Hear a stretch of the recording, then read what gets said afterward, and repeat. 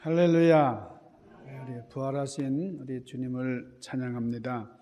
오늘이 부활주일입니다. 부활주일은 주님의 승리의 날이고 또 부활은 참으로 귀한 우리 기독교의 진수입니다. 부활절은 예수님께서 부활하셨기 때문에 참 훌륭하다, 축하하자, 박수치자 하는 그런 날이 아니에요. 단순히 그런 날이 아니고 부활절은 나의 부활과 연결이 되기 때문에 우리 예수님의 부활을 찬양하고 또 축하해야 되지만은 그러나 특별히 하나님 앞에 영광을 돌리는 날입니다. 왜 예수님의 부활이 중요하냐? 그러면은 이 예수님의 부활이 나의 부활과 연결이 되기 때문에 그렇습니다.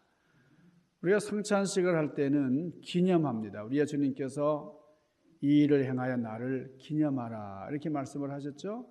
우리 십자가를 기념하는 겁니다. 우리 주님의 고난을 기억하면서 우리 감사하는데, 그러나 부활은 우리가 단순히 감사하거나 기념하는 정도가 아니고 부활은 내가 이 부활에 동참하는 거예요. 그렇기 때문에 우리가 십자가를 대하는 것과 부활을 대하는 것은 같은 것이 아닙니다. 자, 십자가는 기념하는 거예요. 그러나 부활은 내가 동참하는 것이다. 자, 죄로 죽었던 내가 주님의 부활로 말미암아 나도 다시 살아서 영원히 죽지 아니한다. 얼마나 귀한 거예요. 그래서 이 소식을 복음이다 그렇게 얘기를 합니다. 더 이상 좋은 소식이 없어요. 이거보다 더 좋은 소식이 없습니다. 자, 사형 언도를 받은 사형수가 이제 감옥에서 사형 집행날만 기다리고 있었어요. 그런데 무죄가 선고됐습니다. 이 얼마나 기뻐요.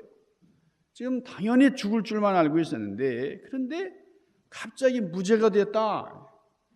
더 이상 좋을 수가 없는 겁니다.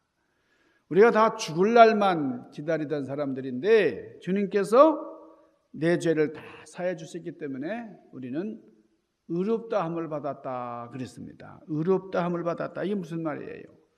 의롭다함을 받았다는 말은 이게 법정 용어입니다. 재판에 사용하는 말이에요. 이제 예수님이 부활하셨기 때문에 복음이 확증됐어요. 우리가 다시 살아났습니다. 그래서 우리 신약 시대부터 부활절을 귀하게 생각을 했고 이 부활절을 너무나 소중하게 여겼어요. 그래서 이 부활을 아주 중요하게 생각하면서 지냈는데 오늘이 바로 주일, 그렇죠? 이날 부활하신 날, 이날이 주일이에요. 자, 우리가 일요일을 주일이라 그래요. 주일. 그러니까 오늘날은 일요일 날이라고도 하고 주일이라고도 한다. 뭐 단순히 이렇게 생각하지만은 이 주일이라고 하는 말은 예수님이 부활하신 날이다. 주님의 날이라는 말은 주님이 부활하신 날이다 하는 그런 뜻입니다. 우리 요한계시록 1장 10절에 이렇게 말씀을 했어요. 내가 성령에 감동돼서 내 뒤에서 나는 나팔소리 같은 큰 음성을 들으니 주의 날에 내가 나팔소리를 들었다는 거예요. 큰 소리를 들었는데 그게 언제냐? 주의 날이다 그랬습니다. 자, 사도 요한이 반모 섬에서 성령에 감동돼 가지고 큰 나팔소리를 들었는데 그 계시를 받은 그 음성을 들은 날이 바로 주의 날이다 그랬습니다. 또 성경에 보면은 예수님께서 죽으셨다가 다시 살아나셔서 제자들에게 나타나신 그 두 번의 사건이 기록되어 있습니다. 예수님께서 제자들에게 이제 두 번 나타나셨는데 이 사건들의 공통점이 뭐냐면 예수님께서 나타나신 날이 바로 주의 날이었다. 그런.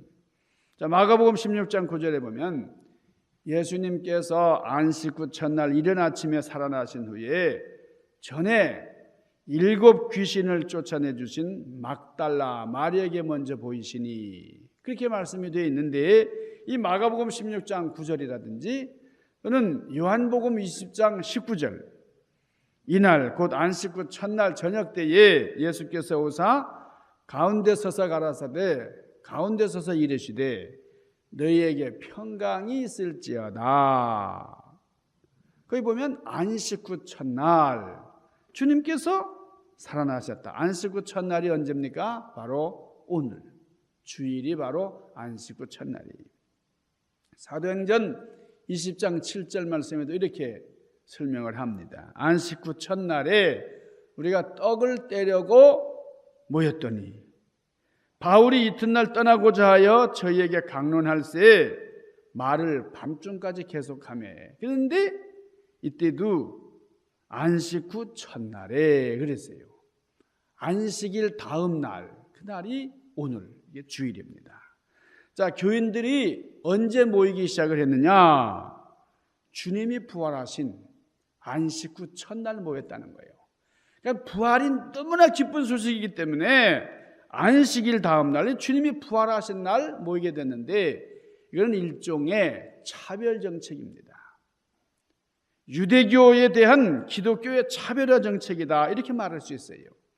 여러분, 안식일이 언제입니까? 안식일은 금요일 저녁부터 토요일 저녁까지가 안식일이에요. 하나님께서 안식일을 거룩하게 지켜라, 안식일을 기념해라, 이렇게 명령한 대로 유대교에서는 이 날을 절대적으로 거룩하게 지켜왔습니다. 그런데 이 금요일 저녁에 예수님을 십자가에 매달아 죽였는데, 금요일, 토요일 지나고 주일날 아침, 바로 오늘 예수님이 부활하셨어요. 이 굉장한 의미가 있는 겁니다. 왜냐하면 유대교 가지고는 하나님께서 인간을 구원할 수 없다는 걸 아시고 유대교를 잘라버리고 그 자리에다가 기독교를 접붙이신 거예요. 접목하신 거예요. 그날이 바로 부활절이다. 할렐루야. 여러분, 이날이 부활절, 주일은 바로 부활절이다 하는 겁니다. 자, 어떤 사람들은 왜 기독교가 구약의 율법대로 하지 아니하고 주일을 지키느냐, 안식일을 지키라고 그랬는데 왜 안식일을 안 지키고 주일을 지키느냐, 토요일을 성일로 하나님 앞에 지켰는데 왜 일요일을 주일로 지키느냐, 그러면서 반발하는 사람들이 있습니다. 원래 이 로마라고 하는 나라는 예수 믿는 사람들을 핍박하던 나라잖아요. 예수님을 십자가에 못 박으라고 내준 사람이 누굽니까? 그 사람이 로마 총독이에요. 십자가에 매달게 한 사람이 로마 총독이고, 이 로마가 예수님을 핍박하던 그런 나라인데 어느 날 이 로마가 기독교 국가가 됐어요. 놀라운 일이죠. 기독교가 국교가 되면서 이제 예배드리는 날, 제사 드리는 날을 이제 정하게 됐는데, 그러니까 뭐 새로운 날을 정할 필요 없이 이 로마 나라가 섬기던, 태양신을 섬기던 이 로마 나라가 일요일을 이제 태양신을 섬기는 날로 그렇게 정하고 지켜왔습니다. 그렇게 태양신을 숭앙하던 날, 우리 기독교가 어떻게 이방신을 섬기던 날을 주일로 지키게 되었느냐, 항의하는 사람들이 있어요. 여러분 어떻습니까? 여러분 여기에 대해서 분명한 대답을 할 수 있어야 돼요. 자, 여러분 오늘날 미국 사람들이 성탄절이 되면은 이 고깔 모자를 쓰고 그리고 등불을 밝혀요. 이게 무슨 풍습인가 하니 로마 사람들이 태양신을 섬기며 행하던 그런 축제 행사의 하나입니다. 태양신을 위한 관습이었는데 이것마저도 성탄절을 위한 관습으로 바뀌어 버렸어요. 이게 뭐냐면 우리 한국에서 4월 초파일을 부처님 오신 날로 지킵니다. 그런데 우리 4월 초파일을 예수 그리스도께서 태어나신 성탄일로 결정하자, 이런 것과 같은 거예요. 이것과 마찬가지.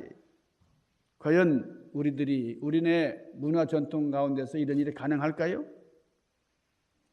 불가능한 일이에요. 그렇지만은 초대 기독교인들은 이렇게 세속적인 축일을 기독교의 명절로, 예수님의 탄생일로 바꿔버렸어요. 수용을 해버렸어요. 그 관습을 받아들이기를 주저하지 않았어요.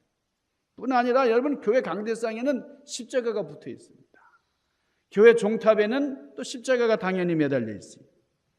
십자가가 뭡니까? 이 십자가는 이게 사람을 죽이는 틀이에요. 사형 틀이에요. 아주 잔인한. 그러니까 이 십자가라는 것은 예수님 당시에 무슨 성경에서 나오는 이 성물이 아니에요. 유물이 아닙니다. 아무리 성경을 읽어도 구약에서는 이 십자가라는 그런 말을 발견할 수가 없어요. 왜 그런 거 아니? 이 십자가는 고대 페니키아 그리고 페르시아 같은 데서 아주 흉악한 범인들을 잡아 죽이던 그런 사형 집행틀이었어요. 그런데 교회는 예수님께서 이방인의 형틀에 돌아가셨다. 그래서 그 형틀이 의미 없다고 반박하지 아니하고 배척하지 아니하고 오히려 그 이방인의 형틀까지도 기독교의 구원으로 받아들였어요. 수용했습니다. 만약에 주님께서 이 프랑스 사람들이 사용하던 이 단두제, 우리 키오틴이라고 하잖아요. 키오틴에서 돌아갔다고 하면은 아마 우리는 그 키오틴을 여기다 걸어놓고 예배 드릴 수도 있어요. 어쨌든 이 교회는 이방인의 형틀인 십자가까지도 다 수용을 해가지고 기독교의 상징물이 되게 했습니다. 여러분, 이 십자가의 모양이 이 수직적으로 또 수평적으로 이렇게 되어 있기 때문에 자, 위로는 하나님을 사랑하고 옆으로는 이웃을 사랑하자. 이렇게 좀 의미를 부여를 해요. 그래서 이 기독교에서 십자가를 걸어놓는다고 해서 아니 왜 이방인들의 그 사형틀을 걸어놓느냐 이렇게 비난하는 사람은 없어요. 여러분, 성경을 기록한 언어도 그렇습니다. 이 성경을 기록한 언어는 본래 유대인들이 사용하던 언어는 히브리어잖아요. 히브리어. 그렇지만은 주전 BC 1000년경부터 이 아수르 제국이 사용하던 아람어의 영향을 받게 됐습니다. 구약 성경의 일부가 이방 언어인 아람어로 기록이 되어 있는데 여러분, 그 아람어 이방 사람들이 쓰는 언어라 그래서 성경이 아니다. 아무도 그것을 부정하지 않아요. 여러분, 신약 성경은 헬라어로 기록되어 있어요. 그리스 사람들이 쓰던 언어로 기록되어 있지만은 여러분, 이것도 구약 성경을 기록한 언어와는 아주 다른 이질적인 겁니다. 세속 언어 헬라어를 도구 삼아서 기록한 것이 성경이에요. 자, 이 로마 제국 시대의 성경은 로마 사람들이 사용하던 라틴어로도 번역이 되고 또 이 로마 제국 안에 있는 많은 사람들이 사용하던 그리스어로도 많이 번역이 됐어요. 오늘날 성경은 수없이 많은 그런 세속적인 언어, 이방 언어로 번역이 되어 있습니다. 다 세속적인 언어지만은 하나님을 위한 도구가 되면은 이게 바로 성경의 언어가 되었다. 여러분, 이것을 우리가 알아야 돼요. 악기도 마찬가지입니다. 여러분, 우리가 악기를 들을 때에 우리 교회는 뭐 이렇게 간이 오케스트라가 있잖아요. 열심히 이렇게 악기 연주를 하는데 우리 악기 연주하는 분들이 악기만 연주하고 예배 시간에는 설교를 잘 안 듣는다 그러는데 설교도 잘 들었으면 좋겠어요. 예배 시간에 막 이렇게 핸드폰을 보고 막 이렇게 할 게 아니고 설교도 잘 듣고 악기도 잘 연주하면 좋겠어요. 근데 이 피아노, 오르간도 여러분 성경적인 그런 악기는 아닙니다. 여러분 바이올린도 그래요. 비올라 같은 것. 여러분 이런 악기들이 세속적인 악기입니다. 그렇지만은 이것이 하나님을 위한 악기, 하나님의 영광을 위한 그런 연주를 할 때에 이것이 하나님의 거룩한 악기가 된다. 여러분 이런 것을 들자면 한이 없어요. 예수님께서 우리를 대속하셔서 십자가를 지시고 죽으셨다. 그리고 3일 만에 부활하셨다. 그리고 우리를 참 영원한 삶으로 안내하셨다. 이것을 증거하는 이 놀라운 십자가의 역사, 부활의 역사. 그래서 우리 주님을 부활의 첫 열매다. 오늘 부활하신 주님은 우리들의 부활의 첫 열매가 되셨다 그랬어요. 예수님은 누구세요? 부활의 첫 열매입니다. 자, 이 세상에 여러분 죽었다가 살아난 사람들이 있어요. 종종 그런 사람들 있잖아요. 사후 체험을 한 사람이 있어요. 죽음의 세계를 경험하고 온 사람들도 있고 말이에요. 아니 죽은 줄 알았는데 깨어난 사람들도 있어요. 성경에 보면은 자, 나사로 같은 사람, 예수님께서 죽은 지 사흘이 지나서 나흘 되던 날에 이 나사로를 살려주셨어요. 그러니까 이 나사로가 예수님보다 더 먼저 죽었다가 살아났으니까 나사로가 잠자는 자들의 첫 열매 아닌가 이렇게 생각할 수 있지만은 여러분 나사로는 부활의 첫 열매가 못 됩니다. 왜 그렇죠? 나사로는 다시 죽고 말았잖아요. 예, 다시 살아났으면은 다시 죽지 않아야지. 다시 죽고 마는 그런 것은 진정한 부활이 아니에요. 예수님께서 다시 사셨다라는 말은 다시 죽지 않는 그런 부활이에요. 아주 신비한 몸으로 살아나신 부활이에요. 여러분 하나님께서 우리에게 두 눈을 주셨어요. 여러분 눈이 있다는 것은 이 눈으로 볼 수 있는 대상, 빛이 있다는 겁니다. 사물이 있기 때문에 우리 눈이 있는 거예요. 귀가 있다는 말은 뭡니까? 음파가 있다는 거예요. 들을 수 있는. 여러분 혀가 있다는 말은 맛이 있어요. 맛이 있기 때문에 혀가 존재한다는 거예요. 여러분 사람 속에 영이 있다고 하는 것, 여러분 예배드리고 싶은 마음, 우리는 누군가에게 정말 의지하고 싶은 마음, 하나님을 찾는 마음, 이것은 우리에게 영이 있기 까닭이다 하는 겁니다. 전도서 3장 11절에 보면 하나님께서 모든 것을 지으시되 때를 따라 아름답게 하셨고 또 사람들에게는 영원을 사모하는 마음을 주셨느니라 그랬어요. 여러분 우리에게 주어진 이 마음은요 영원을 사모해요. 그러니까 누구든지 잠깐만 살다가 죽기를 원하는 사람 없어요. 영원한 것을 사모하는 이것이 바로 사람이에요. 보통 사람이라면 그렇습니다. 그런데 여러분 중에 나는 잠깐만 살고 빨리 죽어버려야 되겠다 이렇게 하시겠어요? 죽는다 하더라도 다시 살고 싶은 욕망이 바로 인간의 본질이에요. 수년 전에 제가 어떤 집사님의 장례식을 집례한 적이 있습니다. 근데 그때 아주 어린 꼬맹이 초등학교 1학년 아이가 그 장례식에 참석을 했는데 아주 똘망똘망하게 제 설교를 듣는 거예요. 그 가족들하고 한 번은 이제 몇 년 지난 다음에 이제 차를 타고 이제 가는데 이 아이가 공동묘지를 보더니 막 소리를 지르는 거예요. 저기 우리 할아버지를 심은 곳이야 그러는 거예요. 우리 할아버지가 저기 심기웠어 그런 거예요. 여러분 우리 공동묘지를 설명할 때는 사람을 묻는 곳이라고 하잖아요. 사람을 매장한 곳이다 그렇게 얘기해야 맞잖아요. 그런데 이 아이는 장례식 때 설교하는 걸 잊지 않고 말이에요. 저기 우리 할아버지가 심긴 데야. 플랜트 이 나무를 심는 것처럼 심기였다고 그렇게 얘기를 하는 거예요. 여러분 묘지는 사람을 묻는 곳으로 생각을 해요. 그래서 나도 언젠가는 저 로즈힐에 묻히겠지 이렇게 생각을 하죠. 근데 이 묻힌다는 말은 내가 저기 묻혀야 되니까 생전에 이루지 못한 것들을 다 이루어야 되겠다. 그런데 묻히는 것이 아니고 거기 심기운다. 여러분 나무를 심는다는 말은 뭐예요? 다시 거기서 나무가 자라고 열매를 이제 맺히는 그런 역사를 위한 거잖아요.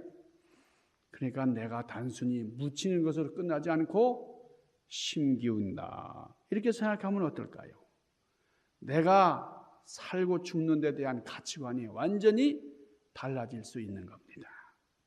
오늘 본문 말씀을 통해서 우리 사도 바울은 묻히는 것이 아니고 무덤은 심기우는 곳이다 하는 말씀을 하고 있습니다. 죽은 자의 부활은 이와 같으니 썩을 것으로 심고 썩지 아니할 것으로 다시 살며 욕된 것으로 심고 영광스러운 것으로 다시 살며 약한 것으로 심고 강한 것으로 다시 살며 육의 몸으로 심고 신령한 몸으로 다시 사나니 육의 몸이 있은즉 곧 신령한 몸이 있나니라. 여러분은 죽음이 마지막이라고 생각하십니까? 아니면 한 과정이라고 생각하십니까? 어머니의 뱃속에서 아직 태어나지 않은 그런 아기에게 누가 이렇게 얘기했다고 합시다. 이 아이가 이 어머니 뱃속에 있는데 너는 말이야, 네가 살고 있는 그 세상, 그 뱃속에서 이제 넌 죽을 거야. 그거를 우리 인생에서는 태어난다고 그렇게 얘기를 한다. 그러니까 이 태아는 이 뱃속에 있는 아이가 이렇게 항의할지 몰라요. 싫어요. 난 여기가 좋아요. 난 엄마 뱃속 이 세상이 더 좋아요. 먹을 것도 있죠. 따뜻하죠. 사랑받죠. 보호받죠. 난 나가기 싫어. 나는 너무 좋아. 난 여기서 살 거야. 그런데 이 태아는 자궁 속에서 예정된 시간이 지나면은 출산이라는 과정을 통해서 이 새 세상으로 나오게 되는 겁니다. 이 나와 보니까 나를 사랑하는 그 엄마가 나를 사랑스러운 눈으로 내려다보고 계시는 거예요. 야, 이렇게 좋은지 몰랐어요. 참 좋구나. 이 세상이라고 부르는 곳이 내가 태어나기 이전에 보다 더 좋은 곳이네. 여기서 생활해 보니까 더 좋아. 이렇게 생각할 거예요. 이렇게 해서 행복한 유년 생활이 지나고 이 아이가 아주 청년 잠 생활을 보람있게 하고 젊은 시절 지나고 이제는 아주 중년이 됐어요. 그러다가 나이를 먹고 늙어가지고 이제는 죽음의 위협을 받게 됩니다. 그때에 나는 죽고 싶지 않아. 나는 여기서 살 거야. 난 이 세상이 좋아. 그렇게 말해요. 그러나 그럼에도 불구하고 죽음은 다시 찾아오는 거예요. 여러분, 그것은 죽음이 아니고 다시 태어나는 것이다 하는 거예요. 여러분, 그 앞에는 어머니보다 더 아름다운 우리 예수님께서, 하나님께서 우리를 지극히 사랑하는 눈으로 내려다보고 계십니다. 그렇기 때문에 그리스도 안에서 죽은 사람은 복이 있다, 이렇게 말씀을 합니다. 육신의 장막이 무너지면 손으로 짓지 아니한 영원한 집이 우리에게 마련이 되어 있다, 이렇게 말씀했습니다.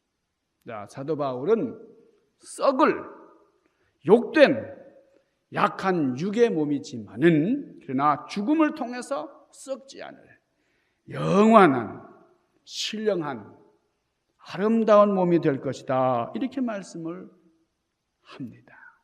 그러므로 내 사랑하는 형제들아, 견고하며 흔들리지 말며 항상 주의 일을 힘쓰는 자들이 되어라.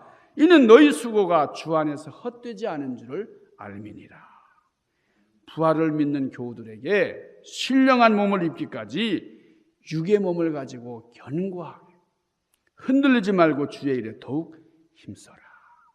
그러면 사도 바울이 이렇게 간곡하게 부탁하는 이유는 우리 성도들이 부활을 생각하고 하나는 부활할 거니까 이렇게 생각하면서 현재를 너무 소홀하게 살 수도 있기 때문에.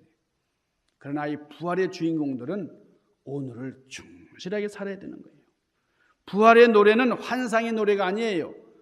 부활의 노래는 우리로 하여금 현실을 보게 합니다. 오늘을 충실하게 살아가는 것이 중요해요. 사망아, 너희 이기는 것이 어디 있느냐? 사망아, 너희 쏘는 것이 어디 있느냐? 우리 주 예수 그리스도로 말미암아 우리에게 이김을 주시는 하나님께 감사하노라. 할렐루야.